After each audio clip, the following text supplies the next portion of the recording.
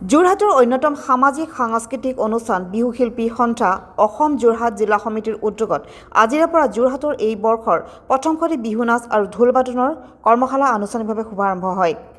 আজি অৰ্থাৎ ৭ মাৰ্চৰ পৰা ১৪ মাৰ্চলৈ অভিজ্ঞ প্ৰশিক্ষকৰ দ্বাৰা চলিব কৰ্মশালাখনি। উল্লেখ্য যে ৫টা বৰ্ষৰ অভূতপূৰ্ব সফলতাৰ পাছত এইবাৰ ষষ্ঠবাৰৰ বাবে সংস্থাটোৱে আয়োজন কৰিছে কৰ্মশালাখনিৰ। আজিৰ শুভাৰম্ভণি অনুষ্ঠানটিত উপস্থিত থাকি কৰ্মশালাখনিৰ শুভ উদ্বোধন কৰে অসম খ্যাত ঢোলৰ ৰজা আম্বেদকাৰ বঁটা প্ৰাপক জয়ন্ত কোঁৱৰে।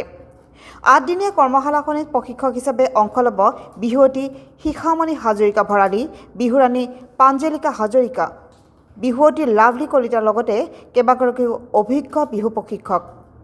আজিৰ শুভ উদ্বোধনী অনুষ্ঠানটিত উপস্থিত থাকে বিহু শিল্পী সন্থা অসম যোৰহাট জিলা সমিতিৰ সভাপতি নয়নজ্যোতি শৰ্মা, প্ৰতিষ্ঠাপক সম্পাদিকা পাঞ্জলিকা হাজৰিকা, বাঁহীবাদক অভি কাশ্যপ, বিশিষ্ট সমাজকৰ্মী ডিম্বেশ্বৰ বৰা, লগতে বিহু শিল্পী সন্থা অসমৰ উপদেষ্টা ক্ৰমে প্ৰবীণ শৰ্মা, বীৰেন্দ্ৰনাথ দত্ত, বীণাপানী দত্ত গগৈ, লগতে ঋতুল পাঠক, মৌচুমী মহন্ত, অনিল হাজৰিকা, প্ৰাৰ্থনা ফুকন, মৃদুস্মিতা অসমীয়া আৰু অন্যান্য বিষয়ববীয়া আৰু প্ৰশিক্ষাৰ্থীসকল তথা অভিভাৱকসকল উপস্থিত থাকে।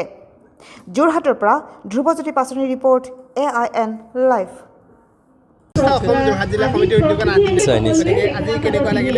খুব সুন্দৰ এটা অনুভৱ।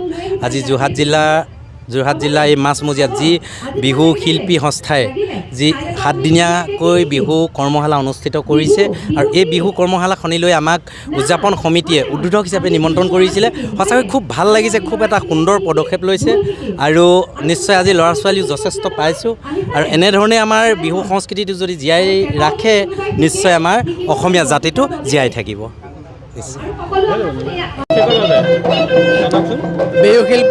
বিহু শিল্পী সন্থা অসম যোৰহাট জিলা সমিতিৰ তৰফৰ পৰা এইবাৰ ষষ্ঠবাৰৰ বাবে বিহু কৰ্মশালা আমি অনুষ্ঠিত কৰিছোঁ আজি অসম সাহিত্য সভাৰ বাকৰিত। গতিকে ইয়াতে প্ৰায় 100ৰ ওপৰত আজি প্ৰথম দিনা ছাত্ৰ ছাত্ৰী ইয়াতে পাৰ্টিচিপেট কৰিছে আৰু আমি আশা কৰিম অনাগত দিনত প্ৰায় কাইলৈৰ পৰা 200ৰ ওপৰত পাৰ্টিচিপেট হ'ব, ছাত্ৰ ছাত্ৰী হ'ব।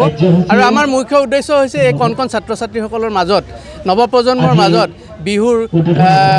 বিহুৰ কৰ্মশালাৰ যোগেদি বিহুৰ ঐতিহ্য, বিহুৰ গীত, নৃত্য, বাদ্য এই কথাখিনি আমি যাতে শুদ্ধ ৰূপত শিকাব পাৰোঁ, সেইটোৱে আমাৰ মানে একমাত্ৰ বিহু শিল্পী সন্থাৰ আমি যিটো উদ্দেশ্য, সেই উদ্দেশ্যটো সৰুগত কৰি পেলাই আমি এই প্ৰগ্ৰেম আৰম্ভ কৰিছোঁ আৰু আশা কৰিছোঁ আমাৰ এই এসপ্তাহৰ এই যি কৰ্মশালা, এই কৰ্মশালাৰ যোগেদি ছাত্ৰ ছাত্ৰীসকলে সঠিক ৰূপত বিহু শিকিবলৈ পাব আৰু সেইটো আমাৰ দৃঢ় বিশ্বাস।